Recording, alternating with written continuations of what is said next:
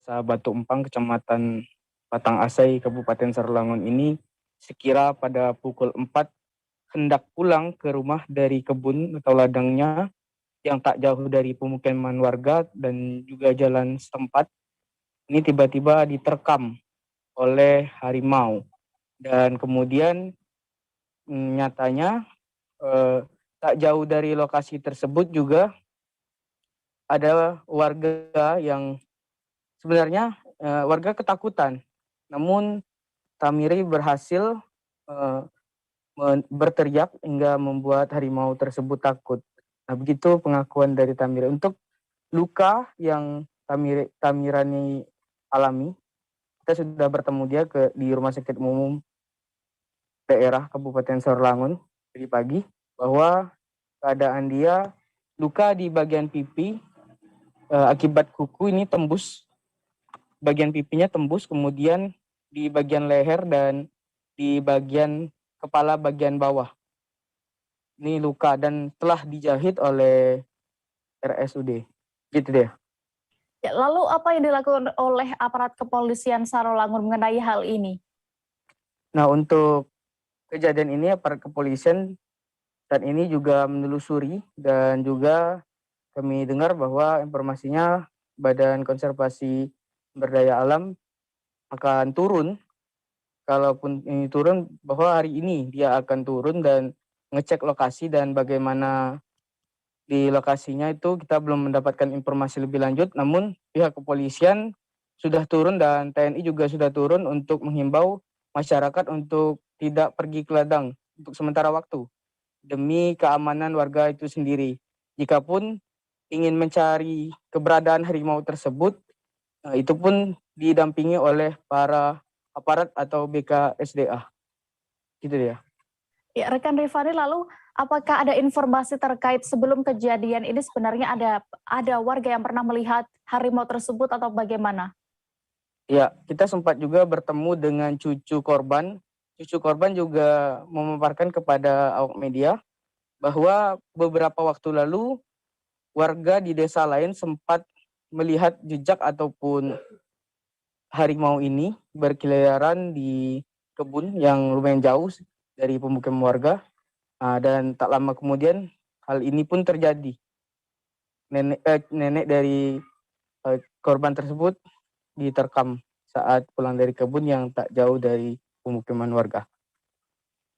Baik, Tribuners, berikut akan kami tampilkan hasil wawancara rekan Rifani bersama korban dan juga beberapa pihak lainnya selengkapnya. Aduh. Siapa? Asam aku lah. Dia dewek lah. Abian. Aduh. Di pondok be orang tuh ya? Yo. Nama papa namanya. Aku. Sira.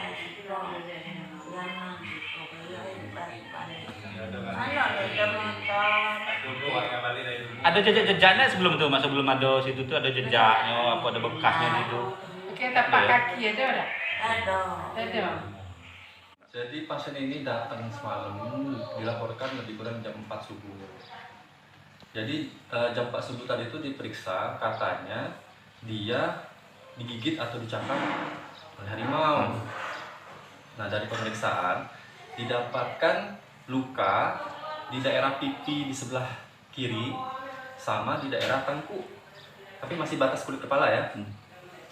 Kalau untuk tanda-tanda vital pasiennya stabil ya, jadi tidak mengkhawatirkan ya. Nah, di UGD tata laksana awal ya, jadi kita bersihkan lukanya ya, terus kita jahit dulu. Nah, terus dimasukkan di bangsal. Rencana habis zuhur ini insya Allah lah ya, mau dieksplor lukanya ya dengan pembiusan ya. Ini dari hasil pemeriksaan medis, luka itu disebabkan oleh gigitan atau kuku? Kalau dilihat itu dia kalau dia luka cakar itu dia pasti lukanya itu tepinya itu biasanya tajam ya, sesuai dengan kondisi lukanya. Tapi kalau segi dalamnya juga, paling dalamnya itu lebih kurang 4 atau 5 cm untuk daerah kepala. Nah, untuk yang daerah pipi itu tepinya itu dia tidak tajam tepinya ya, mungkin itu cakaran mungkin ya, dugaan mungkin cakaran, tapi dia tembus sampai ke pipi, tapi panjang lukanya nggak terlalu besar ya, kecil, panjang lukanya lebih kurang itu 6 cm lah. Seorang pria warga Kelurahan Sukajaya, Kecamatan Sukarami, Palembang nekat berbuat cabul terhadap anak tetangganya sendiri. Bahkan korban diketahui masih berusia 5 tahun. Pelaku dalam satu hari disebut melancarkan aksinya sebanyak 2 kali di saat korban sendirian.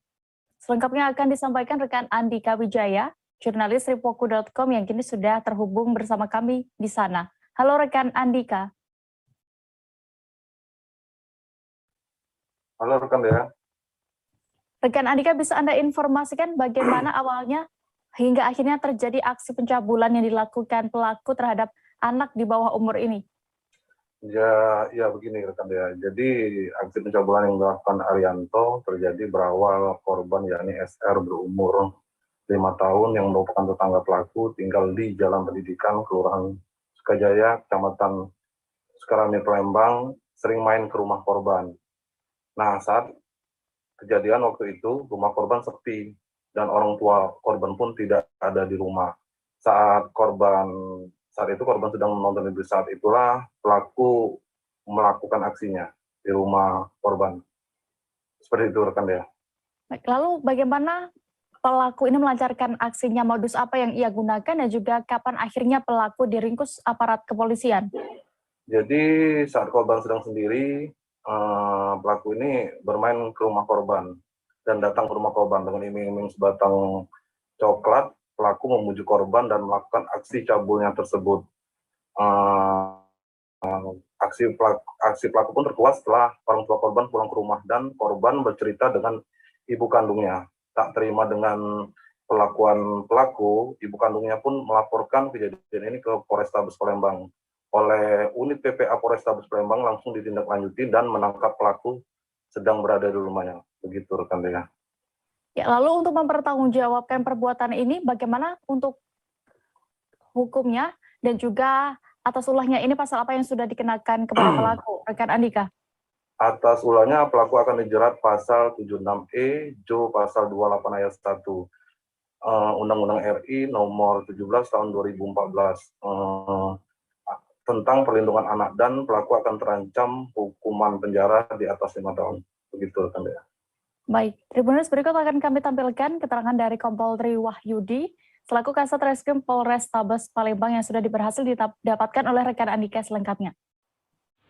Kami Satreskrim Polrestabes Palembang, unit PPA berhasil mengamankan satu orang laki-laki. Dia kita kenakan pasal 76E junto pasal 82 ayat 1 Undang-Undang RI nomor 17 tahun 2014 tentang perlindungan anak. Dengan apa yang dilakukan yaitu awalnya korban umurnya masih 5 tahun sedang menonton di ruang tamu rumahnya. Memang si pelaku ini tetanggaan ya, hubungannya sangat dekat, sehingga dia datang ke rumah, dia kasih jajanan kayak coklat, mainan gitu, sehingga dia bujuk si anak ini untuk buka celana dalamnya. Dibuka, langsung melakukan perbuatan cabul terhadap si anak tersebut. Itu yang pertama. Agak siangnya, sore harinya dia ketemu lagi sama anak itu di daerah dekat kandang sapi, dekat rumahnya juga. Dia kasih lagi jajanan, dia minta lagi seperti tadi lah kata dia. Hal tersebut diketahui oleh keluarga, orang tua dari anak tersebut, karena si anak juga bercerita, sehingga dilaporkan ke Polrestabes Palembang. Setelah kita tindak-lanjuti, alhamdulillah berhasil diamankan. Untuk pelaku masih kita dalami. Kalau ini dia berdekatan rumah saja ya, tetanggaan. Jadi sering sanjo istilahnya main. Saling kenal ya. Pengakuan tersangka sendiri Bang, apakah alasannya apa Bang nanti mengamankan? Kalau itu kita sedang mengalami, nanti sehingga juga psikologinya juga kita akan dalami juga. Ini anak-anak ya, mungkin apakah ada kelainan secara psikologi, tetap kita akan minta pengecekan dari psikologi Polda. Kami jeda sejenak Tribuners dan masih akan kembali dengan informasi pilihan lainnya. Tetaplah di Live Update. Oke, apa kabar Bang Aris di sini untuk strateginya? Kalau saya sendiri di Jumip 37 ini yang semalam baru mulai, Apa yang saya dirasakan udah Kak Fernita? Sebenarnya aku nggak ngerasa itu penangkapan atau penggerebegan atau apapun itu. Karena gitu, posisinya aku Kriteria. main. Jadi kita mengenal disebut dengan stroke yang tidak berdarah dengan stroke yang berdarah. Stroke yang tidak berdarah itu biasanya ditandai dengan adanya penyumbatan. Kalau itu terjadi di sini mungkin pikirnya tidak ke situ kali ya. Tapi kalau di Korea atau di Kamboja itu ada beberapa paper yang Saya itu Mas, Ya. dulunya tukang koran. Oh gitu ya? Tukang koran. Ya, saya baca itu Pak. Tuh kan, pernah baca kan? Ya. Jadi kalau saya jadi tanggam, itu udah bersyukur banget. Si anak ini dijadikan sebagai tersangka begitu. Ya, kalau ini kita bicara yang di luar kasus Sebongombo ya. Dikenal dengan nama hujan shower, di mana terdapat batas jelas antara daerah hujan dan tidak hujan yang biasanya terjadi pada fase awal mature stage atau tahap Berbahaya dewasa. itu Kang. Jadi mulai artinya terjadinya perlembekan. Nah itu untuk penetrasi akan sulit gitu ya. Dok, saya ini Menurut saya memang tidak mudah, bukan urusan tanah diambil. Kalau misalnya Amerika Serikat sekarang, Rasulullah mengatakan dalam sebuah hadis bahwa berpuasa di 6 hari Syawal itu. Oke, apa kabar Bang Arif di sini untuk strateginya? Kalau saya sendiri di Jumip 37 ini yang semalam baru mulai, Apa yang saya dirasakan udah Kak Fernita? Sebenarnya aku nggak ngerasa itu penangkapan atau penggerebegan atau apapun itu. Karena gitu, posisinya aku Kriteria. main. Jadi kita mengenal disebut dengan stroke yang tidak berdarah dengan stroke yang berdarah. Stroke yang tidak berdarah itu biasanya ditandai dengan adanya penyumbatan. kalau itu terjadi di sini mungkin pikirnya tidak ke situ kali ya. Tapi kalau di Korea atau di Kamboja itu ada beberapa paper yang Saya itu Mas, Ya. dulunya tukang koran. Oh gitu ya? Tukang koran. Ya, saya baca itu Pak. Tuh kan, pernah baca kan? Ya. Jadi kalau saya jadi tanggam, itu udah bersyukur banget. Si anak ini dijadikan sebagai tersangka begitu. Ya, kalau ini kita bicara yang di luar kasus Sebongombo ya. Dikenal dengan nama hujan shower, di mana terdapat batas jelas antara daerah hujan dan tidak hujan yang biasanya terjadi pada fase awal mature stage atau tahap Berbahaya dewasa. itu Kang. Jadi mulai artinya terjadinya perlembekan. Nah itu untuk penetrasi akan sulit gitu ya. Dok, saya ini menurut saya memang tidak mudah, bukan urusan tanah diambil. Kalau misalnya Amerika Serikat sekarang, Rasulullah mengatakan dalam sebuah hadis bahwa berpuasa di 6 hari Syawal itu. Oke, apa kabar Bang Arif di sini untuk strateginya? Kalau saya sendiri di Jumip 37 ini yang semalam baru mulai, Apa yang saya dirasakan udah Kak Fernita? Sebenarnya aku nggak ngerasa itu penangkapan atau penggerebegan atau apapun itu. Karena gitu, Terima kasih Anda masih menyaksikan live update Tribun News. Kita menuju kabar berikutnya, Tribuners. Terdakwa kasus dugaan tindak pidana terorisme Munarman mengikuti sidang lanjutan di Pengadilan Negeri Jakarta Timur. Sidang kali ini Munarman membacakan eksepsi atau nota keberatan atas dakwaan jaksa penuntut umum. Dan informasi lengkapnya dan apa juga isi dari eksepsi Munarman akan disampaikan oleh rekan Rizky Sandi Saputra, wartawan Tribun News yang kini sudah bergabung bersama kami di sana. Halo rekan Rizky. Halo Dea dan juga Tribuners. Ya, rekan Rizky, silakan dengan laporan Anda. Bagaimana tadi bisa Anda gambarkan jalannya sidang eksepsi Munarman hari ini? Ya, jadi Dea dan juga Tribuners, sebagai informasi ini merupakan sidang perdana Munarman dihadirkan langsung di Pengadilan Negeri Jakarta Timur. Setelah sebelumnya pada 2 persidangan sebelumnya itu Munarman hanya dihadirkan melalui virtual dari Mapolda Metro Jaya begitu. Di mana pada sidang hari ini sendiri beragendakan pembacaan eksepsi atau nota keberatan dari Munarman atas dakwaan dari jaksa penuntut umum. Dalam dakwaannya, dalam eksepsinya maksud saya tadi Munarman menyatakan kalau dirinya membantah telah terlibat dalam tindakan terorisme seperti apa yang didakwakan oleh jaksa penuntut umum. Kata Munarman, segala tuduhan atau dakwaan yang dijatuhkan oleh jaksa penuntut umum merupakan sebuah tindakan yang sudah direkayasa dan sudah diagendakan agar dirinya dipenjarakan setelah membela kasus unlawful killing yang juga menewaskan 6 laskar FPI pada Desember tahun lalu begitu, tahun 2020. Tadi Munarman juga menyebut kalau dirinya dipersangkakan sebagai terduga tindak pidana terorisme itu juga sebagai upaya untuk menghentikan langkahnya berkiprah atau menghentikan langkahnya dalam keikutsertaan dan juga keterlibatan di pemilu 2024 mendatang. Jadi dirinya menilai kalau ini ada sangkut pautnya dengan politik di masa depan dan juga terkait dengan adanya rekayasa penangkapan begitu deh. Ya, lalu rekan Rizky, kapan sidang lanjutan akan kembali digelar dan apa agendanya? Ya, jadi tadi putusan Majelis Hakim terkait dengan sidang hari ini, yakni Majelis Hakim menetapkan untuk sidang dilanjutkan pada Rabu pekan depan dengan agenda pembacaan atau mendengarkan jawaban dari jaksa penuntut umum terkait dengan eksepsi yang dilayangkan oleh Munarman dan juga kubu dari kuasa hukum Munarman begitu deh. Baik, Tribuners, berikut akan kami tampilkan keterangan dari Aziz Yanuar selaku kuasa hukum Munarman yang sudah didapatkan oleh rekan Rizky. Berikut kami tampilkan selengkapnya. Tadi sudah dibacakan yang pertama eksepsi dari Pak Haji Munarman secara pribadi, alhamdulillah tadi sudah dibacakan, yang pada intinya beliau menyampaikan bahwa yang pertama upaya dugaan terorisasi ini adalah untuk memukam beliau terkait dengan masifnya pembelaan beliau soal KM50. Tadi yang beliau sampaikan seperti itu.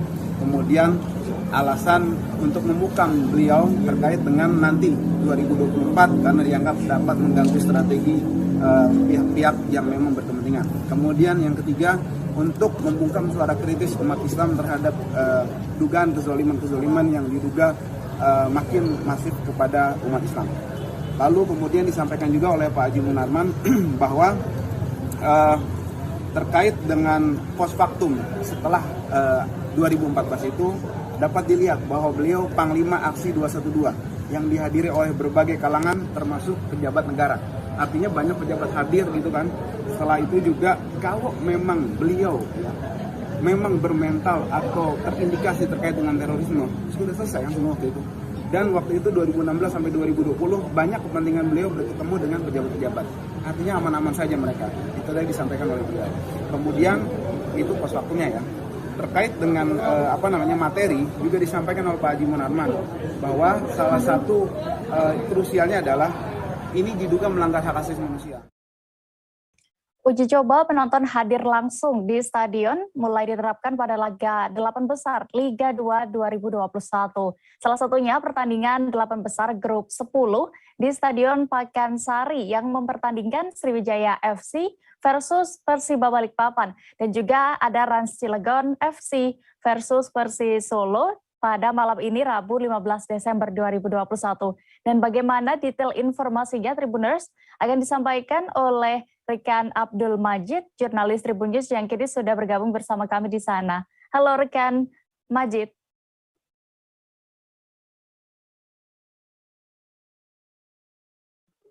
Halo, selamat sore Dea dan Tribuners dimanapun Anda berada.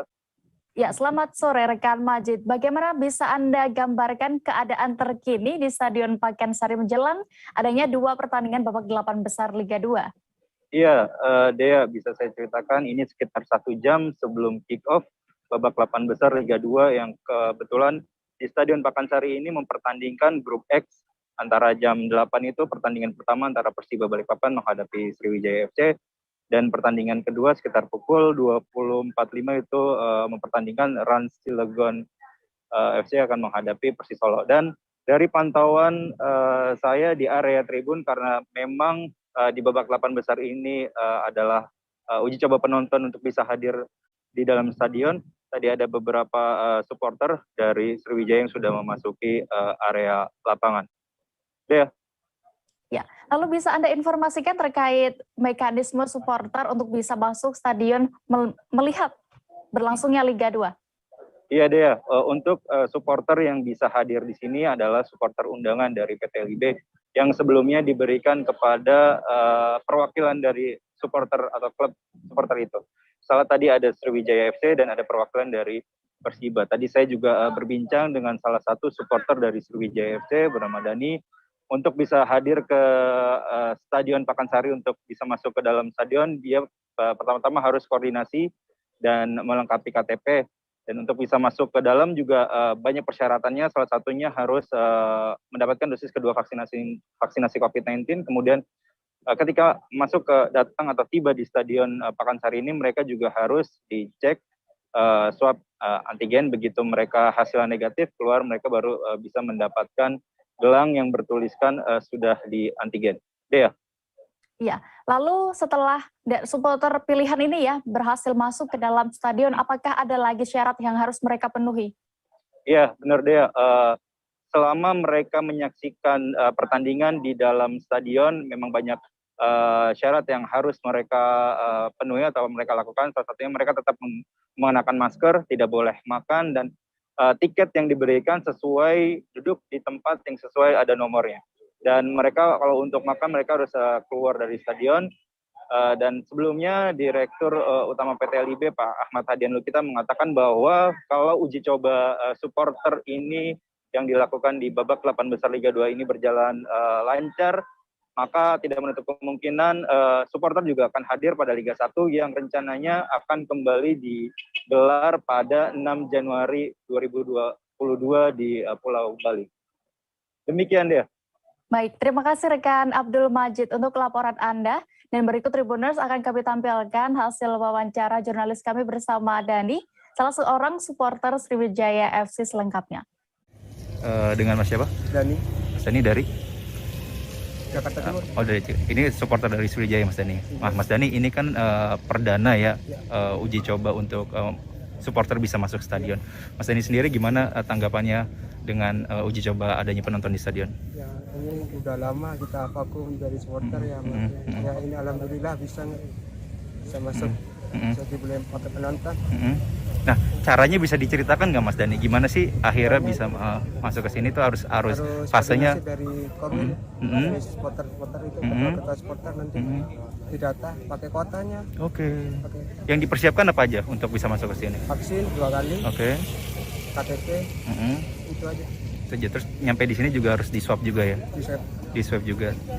Harus pakai aplikasi Peduli Lindungi juga. Nah, harapannya ke depan buat Mas Dani untuk supporter ke depannya untuk bisa masuk ke depannya harus seperti apa nih? Ya, ke depannya kita ya jangan seperti dulu lagi, harus lebih dewasa. Itu aja. Tapi di dalam juga arahannya tetap menjaga prokes ya, tetap menerapkan prokes ya, pakai masker, jaga jarak. Terus apa lagi Mas yang diketahui untuk bisa masuk ke dalam? Vaksin ya? Oh, vaksinnya ya? Harus sudah 2 kali? 2 kali, minimal 2 kali. Oh, kalau tidak 2 kali tidak bisa? 2 kali tidak bisa. Oke, siap. 1 kali aja nggak bisa masuk. Nah, Mas Dani sebagai supporter Sriwijaya, ini kan babak 8 besar nih. Ya. Cuma ada 3 tim yang bisa promosi ke Liga 1. Harapannya untuk tim sendiri Sriwijaya gimana? Optimis lolos. Optimis Liga lolos. 1 lah. Optimis bisa sampai juara di final. Kalau bisa sampai juara di final. Dan nanti lawan Persiba Balikpapan, gimana prediksinya? Prediksinya Sriwijaya lah kan. Sriwijaya. Menang berapa? 2-0 ya? 2-0. Ya. Oke, siap. Terima kasih Mas Dani. Seorang guru ngaji berinisial MMS, 52 tahun di Kecamatan Beji, Kota Depok, terlibat kasus kekerasan seksual terhadap anak-anak di bawah umur. Aksi bejat pelaku terhadap sejumlah anak muridnya ini telah berlangsung sejak bulan Oktober hingga Desember 2021. Dan untuk mengetahui bagaimana kasus ini, sudah bergabung bersama kami, wartawan Tribun Jakarta, ada rekan Dwi Putra Kesuma yang akan menyampaikan laporan lengkapnya. Halo rekan Putra.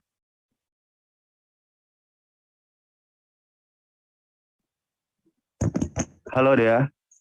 Rekan Putra, bagaimana awalnya kronologi akhirnya kasus ini bisa terungkap? Baik, bisa saya jelaskan bahwa terungkapnya kasus kekerasan seksual terhadap sejumlah anak di bawah umur yang dilakukan oleh oknum guru ngaji di Kota Depok ini berawal ketika satu dari sejumlah korban menceritakan kepada orang tuanya, yang mana lalu diteruskan oleh orang tuanya tersebut dengan menginformasikan kepada orang tua yang lainnya melalui sebuah grup komunikasi. Dan ternyata para orang tua yang lainnya pun mengatakan bahwa anaknya pun mendapatkan tindakan serupa yang dilakukan oleh oknum guru ngaji tersebut berinisial MMS. Baik, Putra, lalu modus yang digunakan pelaku ini apa untuk melancarkan aksinya dan berapa kini totalnya jumlah korban dan juga kondisinya? Baik, bisa saya jelaskan bahwa modus yang digunakan pelaku sendiri adalah dengan merayu dan membujuk para korbannya ini ketika selesai mengaji. Di dalam majelis taklim yang ya gunakan untuk mengajarkan anak-anak yang mana korbannya untuk mengaji, terdapat ruangan seperti sebuah ruangan untuk konsultasi, yang mana setelah selesai mengaji anak-anak ini dibawa ke ruangan tersebut, dan di ruangan tersebutlah tindakan bejat tersebut dilakukan oleh oknum guru ngaji ini. Iya, lalu bagaimana untuk total korban dan juga jumlahnya? Jumlah dari korban oknum guru tersebut dan juga kondisinya saat ini bagaimana? Ya, baik, bisa saya sampaikan bahwa total hingga saat ini sudah ada 10 korban yang melapor ke pihak Satreskrim Polres Metro Depok, dan mayoritas dari seluruh korban berjenis kelamin perempuan dengan rentan usia 10 hingga 15 tahun. Saat ini sendiri kondisi para korban mengalami trauma berat, dan untuk memulihkan psikis para korban dari Polres Metro Depok melalui unit perlindungan perempuan dan anak pun telah memberikan pendampingan untuk trauma healing dan juga untuk pemulihan psikis dari para korban itu sendiri. Ya, terakhir Putra, apakah saat ini pelaku oknum guru ngaji tersebut sudah ditetapkan sebagai tersangka dan apakah sudah ada pasal yang dikenakan kepada pelaku? Baik, bisa saya jelaskan bahwa pelakunya MMS kini sudah ditahan di Polres Metro Depok dan dijerat pasal 76 Jungto 82 KUHP yang berisi tentang tindak pidana terhadap anak-anak atau yang berisi tentang perlindungan anak dengan ancaman pidana penjara 15 tahun lamanya. Saat ini juga kepolisian masih menunggu bila mana ada korban lainnya dari ulah bejat oknum guru ngaji tersebut. Begitu dia. Terima kasih rekan Dwi Putra Kesuma untuk laporan Anda dari Depok. Selamat bertugas kembali. Kita beralih ke Jawa Timur. Memasuki pekan ketiga Desember 2021 dan juga menjelang libur Natal dan Tahun Baru, harga komoditas cabai kini mulai meroket. Naiknya harga cabai di pasaran ini membuat daya beli masyarakat pun menurun, seperti yang terjadi di Pasar Baru Tuban, Jawa Timur. Kabar selengkapnya akan disampaikan rekan Sudarsono, jurnalis dari Surya yang kini sudah bergabung bersama kami. Halo rekan Sudarsono.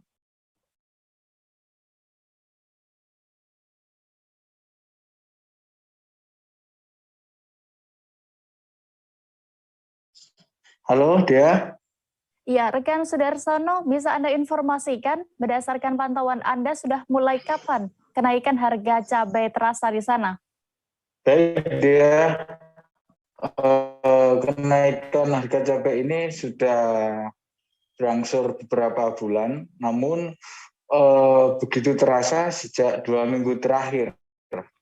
Di dalam 2 minggu terakhir ini semula mulai dari 30.000 merangkak hingga sampai 90.000 per kilo untuk jenis cabai rawit. Sementara untuk jenis cabai hijau dan keriting itu saat ini 50.000. Gitu dia. Sudah ada informasi terkait penyebab mulai naiknya harga cabai ini? Baik, dia berdasarkan informasi baik dari pedagang maupun dari dinas tempat di Sekoperinda. Kenaikan harga cabai ini dipicu karena ketersediaan stok yang terbatas. Hal itu dikarenakan pengaruh cuaca juga, karena saat ini di Kabupaten Tuban, mungkin juga di daerah lain, sedang masa tanam, belum masuk, sehingga itu berpengaruh pada keterbatasan stok cabai. Begitu dia. Ya, rekan Sudarsono, bagaimana saat Anda mendatangi lokasi Pasar Baru Tuban ini, harapan dari para pedagang dan juga pembeli di sana?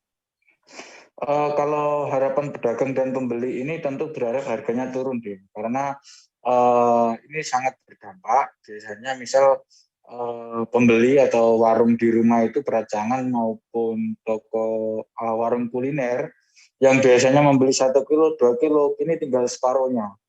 Jadi misal beli 1 kilo, sekarang tinggal setengah kilo karena mereka harus menyesuaikan budget terkait perdagangan mereka sehingga membelinya juga berkurang, gitu dia. Dan mereka juga harus menyesuaikan tentang bagaimana banyaknya sambal terkait pengunjung warung, begitu dia. Baik, Tribuners, berikut akan kami tampilkan hasil wawancara rekan Sudarsono bersama pembeli dan juga pedagang di Pasar Baru Tuban selengkapnya. Ini beli cabai ini biasanya setengah 20, sekarang 45. Sekarang 45? Iya.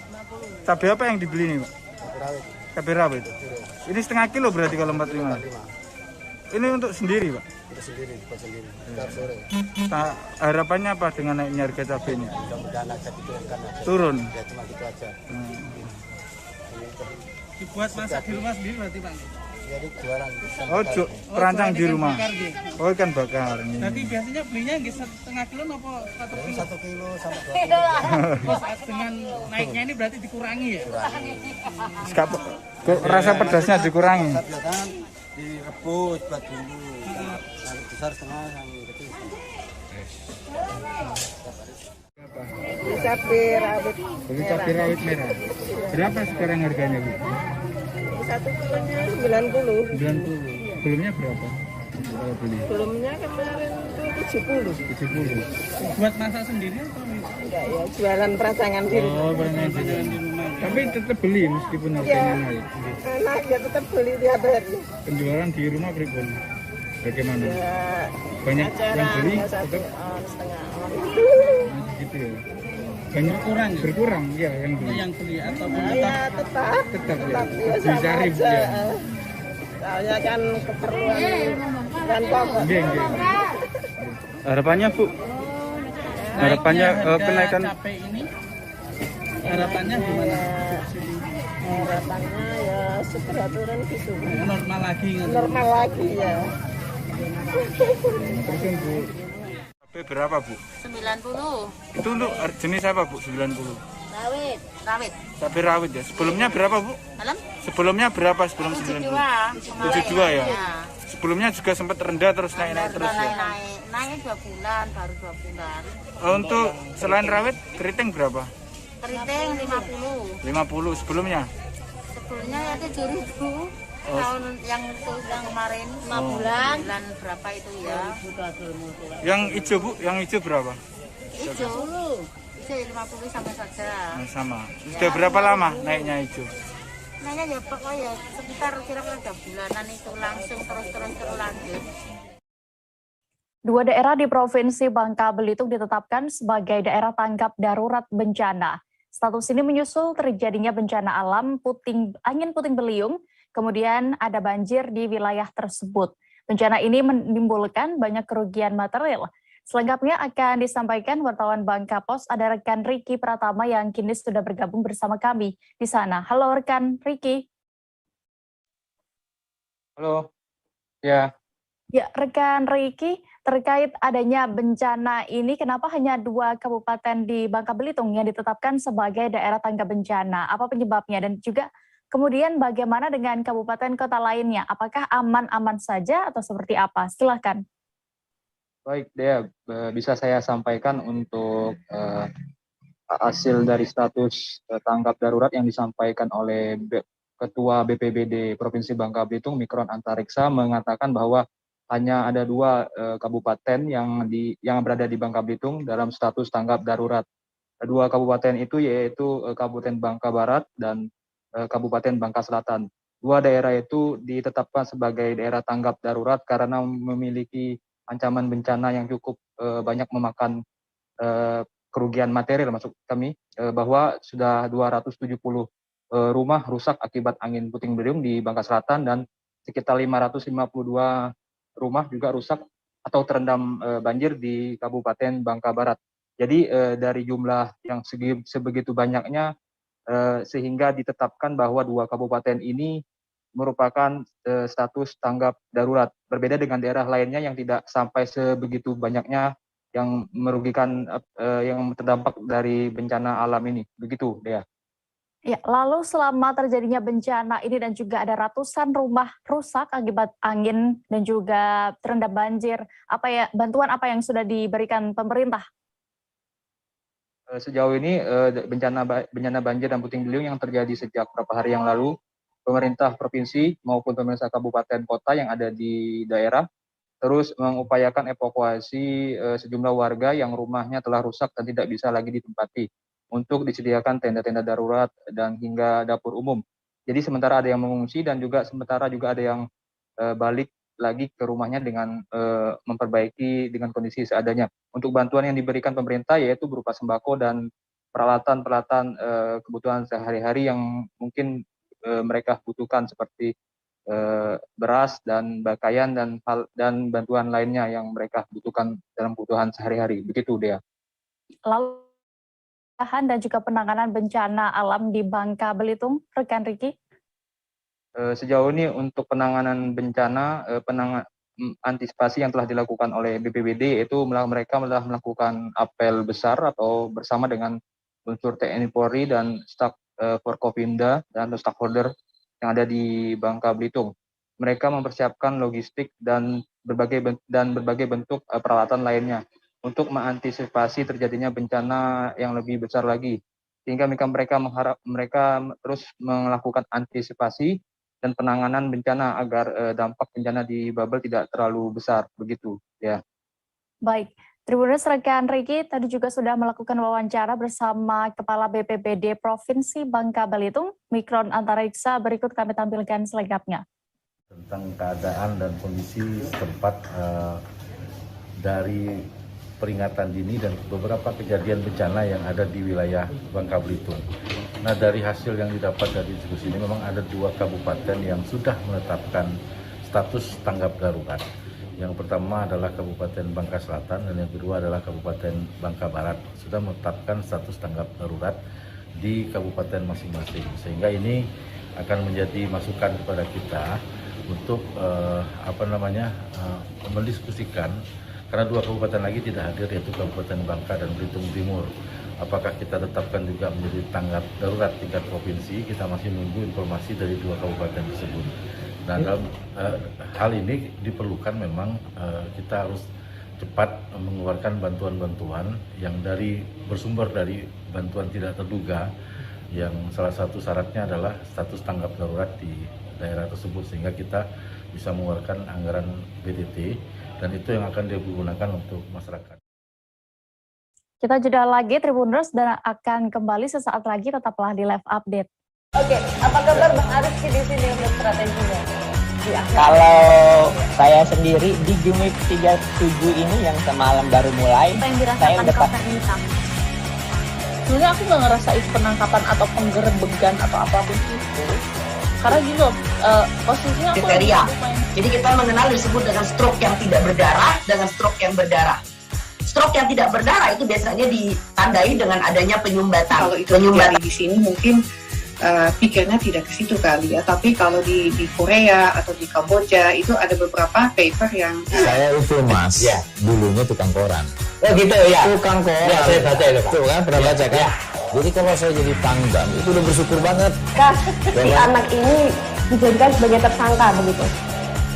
Ya, kalau ini kita bicara yang di luar kasus Sukombo ya. Dengan nama hujan shower, di mana terdapat batas jelas antara daerah hujan dan tidak hujan yang biasanya terjadi pada fase awal master stage atau tahap berbahaya itu Kang. Jadi mulai artinya terjadinya perlembekan. Nah itu untuk penetrasi akan sulit. Gitu ya. Dok, saya ini menurut saya memang tidak mudah, bukan urusan tanah diambil.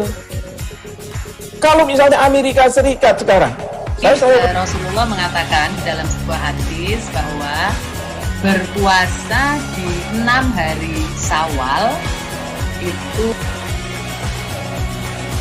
Oke, apa kabar Bang Ariski di sini untuk strateginya? Kalau saya sendiri di Jumip 37 ini yang semalam baru mulai, saya udah sebenarnya aku nggak ngerasain penangkapan atau penggerebegan atau apapun itu. Karena gitu, posisinya aku kriteria. Jadi kita mengenal disebut dengan stroke yang tidak berdarah dengan stroke yang berdarah. Stroke yang tidak berdarah itu biasanya ditandai dengan adanya penyumbatan. Kalau itu terjadi di sini mungkin pikirnya tidak ke situ kali ya, tapi kalau di Korea atau di Kamboja itu ada beberapa paper yang saya itu mas, ya, dulunya tukang koran. Oh gitu ya. Tukang koran. Ya, saya baca itu Pak. Tuh kan pernah baca kan? Ya. Jadi kalau saya jadi tanggam itu udah bersyukur banget.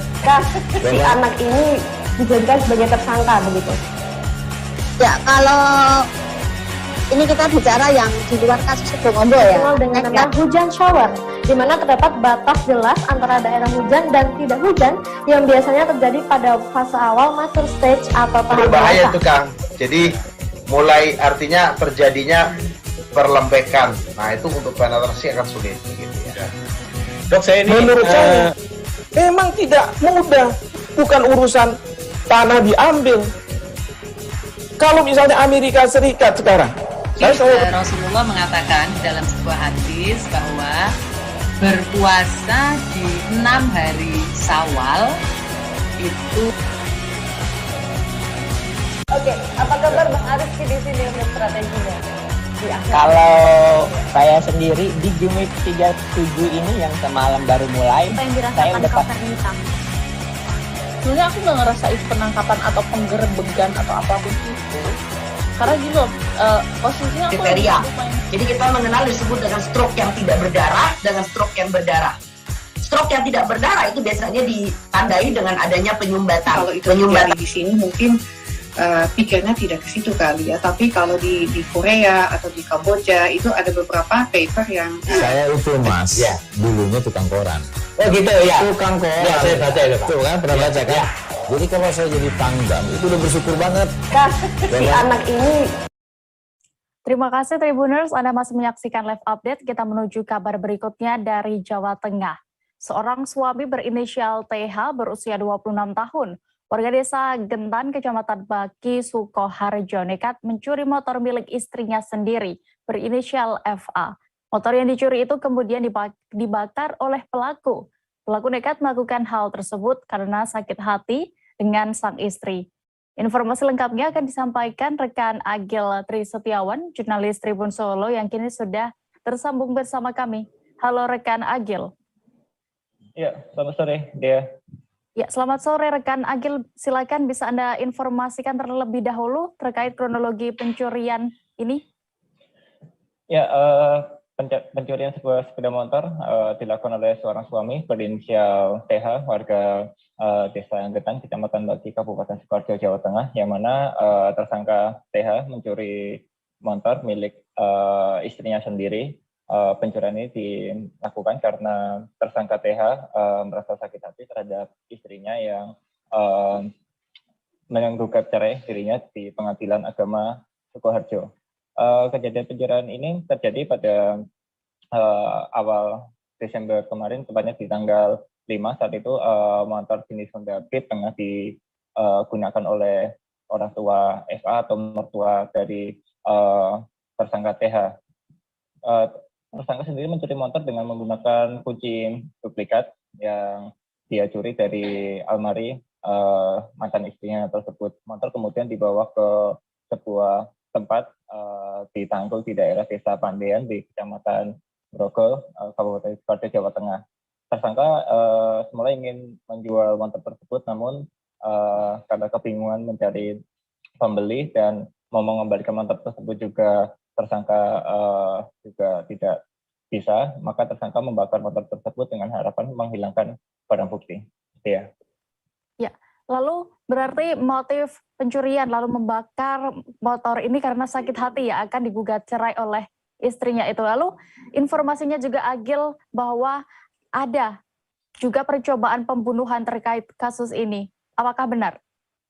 Ya, sebelum kasus pencurian ini, pada bulan September, tersangka TH pernah mencoba melakukan percobaan pembunuhan yang menjadi sasaran adalah istrinya. Tersangka TH melakukan percobaan pembunuhan tersebut dengan cara mencampuri air minum dengan racun ikan jenis apotas yang dimasukkan ke dalam botol dan kendi air minum yang ada di rumah mantan istrinya tersebut. Namun hal yang dilakukan tersangka sangat berbahaya karena di rumah mantan istrinya tersebut tidak hanya dihuni oleh mantan istrinya berinisial Eva, namun juga dihuni oleh anak mereka yang masih berusia 2 tahun serta kedua mertua dari tersangka. Dari keterangan Kapolresta, maksud kami dari keterangan Kapolres Sukoharjo, AKBP Wahyu Nugroho, korban atau istri dari tersangka sempat meminum air racun tersebut, namun berhasil dikeluarkan atau dimuntahkan sehingga percobaan pembunuhan tersebut gagal, dan saat ini polisi tengah mendalami kasus tersebut. Ya. Terkait motif percobaan pembunuhan yang lalu itu apa? Ya, motifnya masih sama, bahwasanya tersangka TH dengan istrinya dalam hubungan yang tidak harmonis, dan dari FA sendiri juga melarang tersangka untuk bertemu dengan anaknya, sehingga dari itu tersangka sakit hati dan mencoba untuk meracuni istrinya. Ya. Baik, terkait kasus ini Tribuners, rekan Agel sudah berhasil mendapatkan keterangan dari Kapolres Sukoharjo, AKBP Wahyu Nugroho Setiawan. Berikut kami tampilkan selengkapnya untuk Anda. Hari ini saya akan menginformasikan sebuah keberhasilan pengungkapan kasus terkait dengan tindak pidana pencurian dan perusakan barang, yaitu berupa 1 unit sepeda motor dengan merek Honda Beat yang terjadi di Desa Gentan, Kecamatan Bagi, Kabupaten Sukoharjo. Berdasarkan laporan polisi tanggal 5 Desember 2021, ini pelapor saudari Fitri melaporkan telah kehilangan 1 unit sepeda motor di parkir Gedung Sejahtera Cemani, Grogol. Ketika dia ada keperluan di situ, kemudian tidak berapa lama kembali motornya sudah hilang, sehingga dia melaporkan ke Polsek Grogol. Kemudian anggota Polsek Grogol melakukan serangkaian penyelidikan dan akhirnya didapatkan pada hari Rabu tanggal 8 Desember 1 unit sepeda motor ini sudah berada di Desa Pandean, Kecamatan Grogol, Kabupaten Sukoharjo, dan sudah dalam kondisi dibakar. Kemudian dilakukan penyelidikan, dicek nomor rangka, nomor mesinnya, ternyata sesuai dengan apa yang dilaporkan oleh saudara pelapor tadi. Kemudian dilakukan serangkaian penyelidikan dan didapatkan bahwasanya tersangkanya adalah saudara Toto. Dan saudara Toto ini tidak lain adalah suami dari korban yang saat ini sudah dalam proses cerai. Kemudian selain itu, jadi selain peristiwa pencurian dan perusakan ini, pelaku atau tersangka ini, saudara Toto ini juga melakukan percobaan pembunuhan, yaitu dengan cara menaruh air atau yang sudah diisi dengan apotas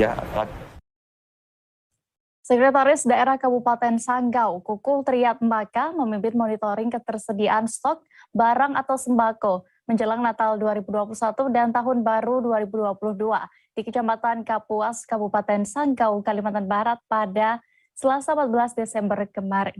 Pelaksanaan monitoring yang dituju adalah gudang-gudang sembako dan agen LPG yang ada di Kecamatan Kapuas. Detail informasi lengkapnya akan disampaikan oleh rekan Henry Cornelius, wartawan Tribun Pontianak yang kini sudah bergabung bersama kami di sana. Halo rekan Henry. Ya, halo Dea. Ya, rekan Henry, bisa Anda informasikan dalam rangka apa dilakukannya monitoring ke gudang sembako ini? Ya, dapat kami informasikan bahwa Sekretaris Daerah Kabupaten Sanggau, Kukuh Triatmaka, didampingi beberapa kepala OPD terkait, kemudian dari Lokapom Kabupaten Sanggau melakukan monitoring ke gudang sembako dan agen LPG yang ada di Kecamatan Kapuas, Kabupaten Sanggau, Kalimantan Barat, atau di Kota Sanggau, ke gudang yang ada di Kota Sanggau ini, untuk memastikan stok sembako aman menjelang Natal tahun 2021 dan Tahun Baru 2022. Begitu, Dea. Ya, lalu bagaimana untuk hasilnya? Apakah aman untuk menjelang Natal dan juga Tahun Baru 2022 mendatang? Ya, mengutip statement dari Sekretaris Daerah Kabupaten Sanggau, Triatmaka, yang menyebutkan bahwa dari hasil monitoring stok sembako di gudang yang ada di Kecamatan Gakup untuk kebutuhan masyarakat jelang Natal dan Tahun Baru nantinya. Untuk terkait harga sendiri, harga sembako ini masih relatif normal atau belum ada kenaikan harga, dan diharapkan juga nantinya jangan sampai ada kenaikan harga sembako tersebut. Begitu, Dea. Ya, lalu rekan Henry, apakah ada ditemukan barang kadaluarsa atau rusak di sana? Ya, mengutip statement dari Lokapom Sanggau yang ikut dalam monitoring tersebut, yang menyebutkan bahwa dari hasil monitoring tersebut tidak ditemukan barang-barang sembako yang kadaluarsa atau yang kadaluarsa. Nah, akan tetapi ada beberapa barang yang rusak diakibatkan hama ataupun cacat pada saat menurunkan barang. Namun untuk para pengawas gudang sudah diperingatkan bagaimana cara mengatasinya, dan pihak dari Lokapom itu sendiri langsung tim yang melakukan monitoring langsung eksekusi di tempat untuk barang-barang yang tidak layak jual untuk segera dikembalikan dan ditukar dengan barang yang layak untuk dijual. Begitu, Dea. Baik, terima kasih rekan Henry, dan berikut Tribuners akan kami tampilkan keterangan dari Sekda Sanggau, Kuku Triatmaka terkait hal ini selengkapnya. Dari tim kabupaten, kami lengkap dari camat, dari kepala dinas maupun dari beberapa instansi terkait ya semua. Kita sudah mengecek beberapa sampel, nampaknya kita masih ada pasokan dan harga masih terjaga. Tentu kita semua harapkan meskipun ini dalam akhir tahun dan suasana saat ini, cuaca, dan kemarin juga kita kena beberapa dampak adanya bencana, tapi kenyataannya untuk kebutuhan masyarakat kita, syukur kita masih sedia dan terpenuhi, dan pasokan nampaknya aman untuk kita semuanya. Kita ada cek tadi LPG, gas sudah akan ada, harga masih stabil. Kemudian kita cek pergudangan yang ada di kota Sanggau ini, juga mereka juga masih tersedia untuk pasokan dalam waktu yang saat ini kita persiapkan dalam mengakhiri tahun ini maupun menjelang tahun baru kita ini. Mungkin itu, jadi mudah-mudahan semuanya lancar semua ya, para pengusaha juga bisa menjalankan investasinya dengan baik, masyarakat juga terlayani, dan pemerintah tentu sebagai memfasilitasi juga menjaga hal ini semuanya bisa berjalan dengan baik semuanya. Bupati Kabupaten Bulungan Syarwani secara resmi membuka pelaksanaan kick-off vaksinasi COVID-19 untuk anak usia 6 hingga 11 tahun. Peresmian ini berlangsung hari ini, Rabu 15 Desember pagi tadi, di Gedung Tamadun, Kompleks Masjid Agung Tanjung Selor. Pelaksanaan kick-off vaksin usia 6 hingga 11 tahun di Bulungan ini bersinergi dengan Badan Intelijen Negara Daerah Kaltara dan juga Dinas Kesehatan Provinsi Kaltara. Untuk mengetahui lebih detailnya dan bagaimana tadi pelaksanaannya, sudah bergabung bersama kami wartawan dari Tribun Kaltara, ada rekan Georgie Santana Silalahi yang akan menyampaikan informasi lengkapnya. Halo rekan Georgie. Ya, Dea, selamat sore. Selamat sore rekan Georgie. Bagaimana bisa Anda informasikan terkait kesimpulan tadi kegiatan kick-off vaksinasi usia 6 hingga 11 tahun di Bulungan? Baik, Dea, terima kasih. Sebelumnya Bupati Kabupaten Bulungan secara resmi tadi telah membuka kegiatan vaksinasi usia 6 hingga 11 tahun di tepatnya Gedung Tamadun Kompleks Masjid Agung Tanjung Selor sejak pukul 8 pagi tadi, dan pelaksanaan vaksinasi usia 6-11 tahun ini ada mencapai 500 hingga 1000 dosis, yang dimana tidak hanya terfokuskan kepada vaksinasi anak usia 6-11 tahun, tapi ada juga masyarakat umum dan lansia yang turut berpartisipasi di vaksinasi pada hari ini.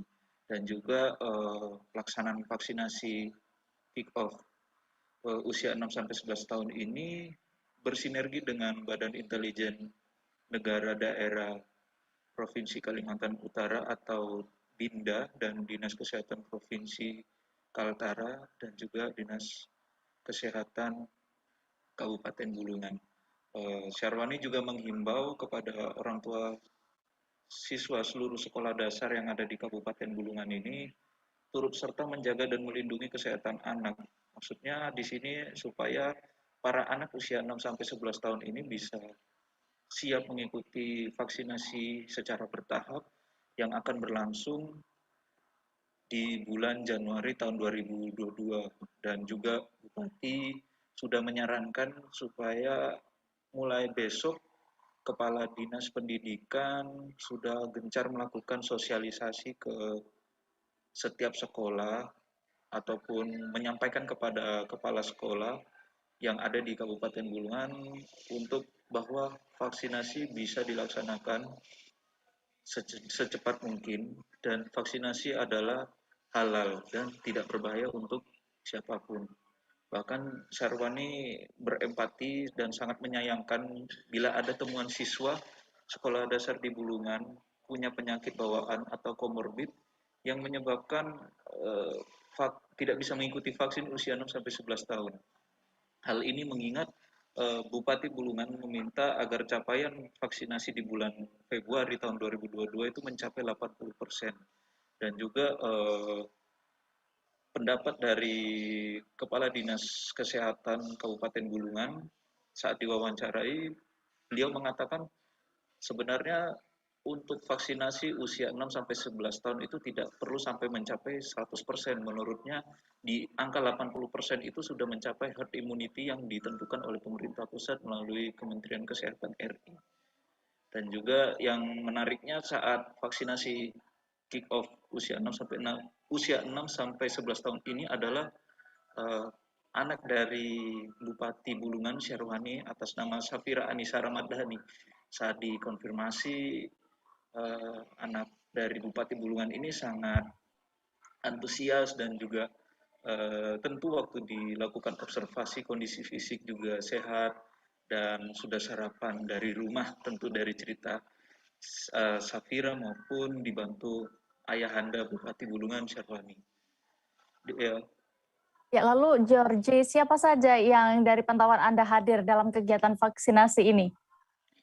Baik, tentu yang hadir di rangkaian acara vaksinasi usia 6-11 tahun ini ada Pak Imam Sujono, Kepala Dinas Kesehatan Kabupaten Bulungan, kemudian ada juru bicara Satgas Covid Provinsi Kalimantan Utara Agus Wandi, kemudian Bupati tentunya, dan juga beberapa jajaran petinggi yang ada di Dinas Kesehatan Bulungan maupun di provinsi.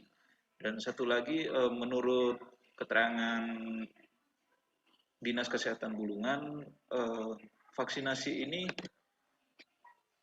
layak untuk buat anak-anak, di mana dia melihat berdasarkan keputusan Menteri Kesehatan, yaitu sampai usia 11 tahun itu tidak apa-apa divaksin, dan dia ingin sekali esok juga mengikuti rapat-rapat yang ada di sekolah untuk membantu sosialisasi dari Dinas Pendidikan. Mungkin itu yang bisa dapat saya sampaikan, dia kembali ke studio.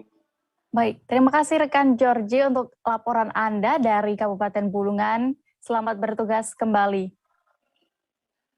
Wakil Gubernur Maluku, Barnabas Orno, meresmikan program bahan bakar minyak atau BBM satu harga di Integrated Terminal Wayame. Dalam sambutannya, Orno menyebut langkah ini merupakan jawaban atas segala permasalahan yang dihadapi Maluku saat ini. Kabar selengkapnya akan disampaikan jurnalis dari Tribun Ambon, ada rekan Ridwan Tuasamu yang kini sudah bergabung bersama kami di sana. Halo rekan Ridwan.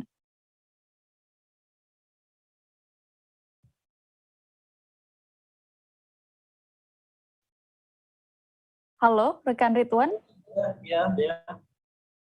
Baik, rekan Ridwan, terkait adanya BBM satu harga ini dan tadi diinformasikan untuk mengatasi permasalahan yang kini tengah ada di sana. Apa sebenarnya permasalahan itu? Baik rekan Dea, jadi peresmian BBM satu harga yang dilakukan oleh Wakil Gubernur Maluku Barnabas Orno, dia sangat mengapresiasi langkah PT Pertamina karena dengan adanya BBM satu harga tersebut cukup membantu menyelesaikan segala permasalahan yang ada di Maluku, terutama yang sangat dia ini adalah terkait tentang pemerataan distribusi bahan bakar minyak ke daerah-daerah, karena hal itulah yang selama ini menjadi sebuah permasalahan yang didapat di lapangan ketika distribusi bahan bakar minyak yang tidak merata untuk daerah-daerah terpencil, daerah-daerah 3T, yang akhirnya membuat kelangkaan BBM terjadi di sejumlah daerah tersebut. Dengan kelangkaan BBM itu pun membuat harga BBM yang akan melonjak karena adanya kelangkaan, sehingga dengan langkah Pertamina membuat program BBM satu harga akan membantu pemerataan distribusi bahan bakar minyak ke daerah yang kemudian bisa menghindari kelangkaan tersebut. Seperti itu dia. Ya, lalu apa manfaat dari BBM satu harga bagi perekonomian Maluku ini, bisa Anda jelaskan? Ya, jadi Wakil Gubernur Barnabas Orno kemudian memberikan beberapa manfaat yang dapat dengan adanya BBM satu harga tersebut. Ada 4 manfaat yang disebutkan terkait dengan program BBM satu harga, yaitu yang pertama, dengan adanya BBM satu harga mampu mewujudkan kemandirian ekonomi dengan menggerakkan sektor ekonomi pada domestik masyarakat. Kemudian ada juga yang kedua, memberikan pelayanan dan penyediaan BBM kepada masyarakat di daerah-daerah terpencil yang saya sebutkan tadi, daerah-daerah 3T, yang akan membuat harga-harga di daerah tersebut sama rata, seperti itu. Kemudian penghematan pengeluaran BBM yang diharapkan diikuti dengan penurunan harga bahan pokok. Jadi dengan harga BBM yang sama rata itu, dia kemudian akan membuat harga bahan pokok ikut stabil. Itu yang disebutkan oleh Wakil Gubernur Maluku. Kemudian yang terakhir, ada diharapkan membawa dampak positif terhadap perekonomian di Maluku yang dapat meningkatkan kesejahteraan masyarakat di daerah-daerah terpencil. Baik, lalu mengapa Ridwan, Wagub Barnabas Orno ini meminta pengawasan ketat terhadap implementasi BBM satu harga di sana?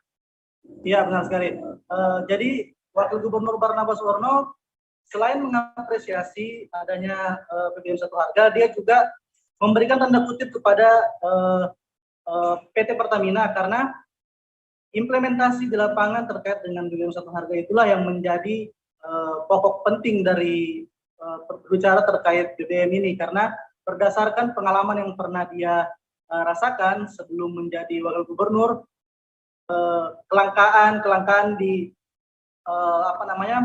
di tempat-tempat pengisian bahan bakar terjadi akibat beberapa oknum-oknum yang kemudian tidak menyalurkan bahan bakar tersebut sesuai dengan yang sudah diatur. Dalam arti penyaluran bahan bakar dari penyalur kepada stasiun pengisian bahan bakar selalu tidak sesuai, sehingga dia meminta agar Pertamina bersama masyarakat juga bisa ikut mengawasi BBM satu harga tersebut, karena percuma saja dengan adanya BBM satu harga tetapi masyarakat justru tidak merasakan dampak positif dari hal tersebut. Demikian ya. Baik, terkait peluncuran BBM satu harga ini, Tribuners, rekan Ridwan sudah berhasil mendapatkan keterangan dari Wakil Gubernur Maluku, Barnabas Orno. Berikut kami tampilkan selengkapnya. Ini betul-betul diawasi. Dan kalau ada penyalur yang menyalahgunakan kepercayaan ini dihukum-hukum, Pak. Mesti. Ini selama ini seperti tidak tersentuh. Saya katakan ini karena saya pernah melakukan ini. Waktu saya bupati, saya sweeping. Oh, tiba-tiba minyaknya habis. Ternyata di jalan-jalan jual 1 liter 30.000. Jadi tidak ada manfaat nih. Saya sweeping, ternyata dapat itu drum-drum, Pak. Itu di bawah-bawah pohon, disembunyikan. Saya ambil dan saya suruh jual murah. Jadi saya minta juga pers harus mengawasi ini. Dan di ujung pena pers itu ada bom dan berkat. Gunakannya berkatnya itu. Supaya ini betul-betul tujuan pemerintah dan Pertamina ini baik. Tapi soal implementasinya baik. Jadi kita tidak hanya puas bahwa sudah di sekian banyak titik. Beralih ke informasi berikutnya, Jalan Tol Akses Bandara Internasional Jawa Barat atau BIJB di Kabupaten Majalengka, Jawa Barat akan segera dioperasikan. Tol ini selesai dibangun pada Oktober 2021 lalu. Astra Tol Cipali sebagai perusahaan yang memegang hak konsesi Tol Cipali juga kini telah menetapkan tarif jalan tol tersebut. Selengkapnya akan disampaikan jurnalis Tribun Cirebon, ada rekan Eki Yulianto yang kini sudah bergabung bersama kami. Halo Eki. Halo, selamat sore Dea. Ya, selamat sore rekan Eki. Bisa Anda informasikan berapa tarif tol akses BI-JB Kertajati Majalengka ini, Eki? Ya, baik. Menurut keterangan Presiden Direktur Astra Tol Cipali, Firdaus Aziz, melalui keterangan tertulisnya bahwa tarif tol yang kini berganti nama menjadi Gerbang Kertajati Utama tak berbeda jauh ya dengan exit Kertajati Lama. Bahwa penetapan tarif tol tersebut sudah diterimanya sejak keputusan Menteri atau Kepmen PUPR ditetapkan. Adapun besaran tarif tetap disesuaikan ya dengan asal tujuan perjalanan dan jenis golongan kendaraan.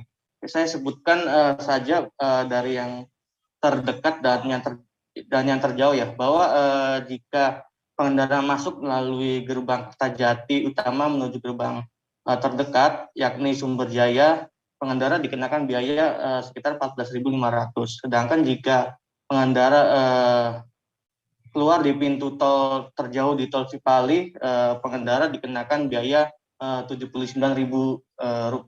Ya. Ya. Lalu kapan jalan tol akses BI-JB Kertajati ini akan mulai dioperasikan? Ya, menurut pihak Astra Tol Cipali bahwa pada tanggal 20 Desember 2021 ini pengoperasian jalan tol akses BI-JB untuk masyarakat umum ya dilakukan. Namun nantinya diawali terlebih dahulu ya dengan seremonial pembukaan oleh pemerintahan pusat.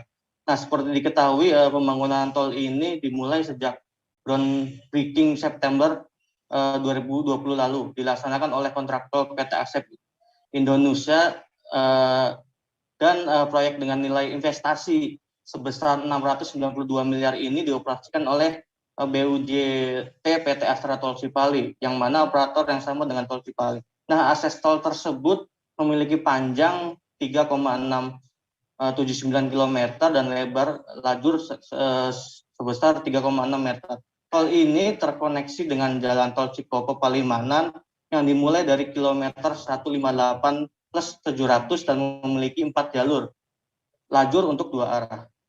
Ya. Terakhir Eki, lalu apa saja nantinya yang bisa dirasakan dengan kehadiran jalan tol akses BI-JB Kertajati Majalengka ini? Ya, tentunya jalan tol akses ini dapat mempercepat pengendara untuk menuju Bandara Kertajati ya. Meski saat ini bandara belum beroperasi karena masih di masa pandemi COVID, tentunya diharapkan masyarakat Jawa Barat khususnya di wilayah 3 Cirebon tak perlu jauh-jauh ke Bandung atau ke Jakarta untuk bepergian ya dengan menggunakan pesawat dengan adanya akses tol ini. Nah, sebelumnya memang masyarakat mengeluhkan jauhnya jarak antara gerbang tol menuju bandara karena harus melewati beberapa desa ya di jalan arteri. Namun akses jalan tol ini akan dapat memangkas waktu sekitar 20 menit untuk menuju bandara ketika keluar dari tol Cipali.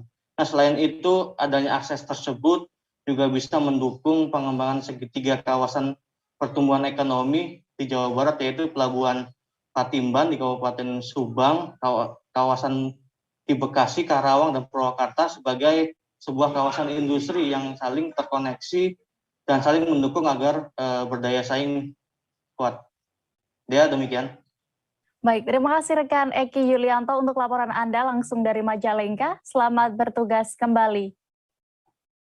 Tribuners, informasi tadi sekaligus menutup perjumpaan kita dalam live update petang ini. Lantaran masih di tengah pandemi, kami kembali mengingatkan kepada Anda untuk selalu menerapkan protokol kesehatan dimanapun berada. Dan juga jangan lupa Tribuners untuk terus saksikan live update Tribun News esok hari di seluruh kanal YouTube Tribun Network. Saya Diamita beserta kru yang bertugas pamit. Terima kasih dan sampai jumpa. Jangan lupa like, subscribe, dan share ya.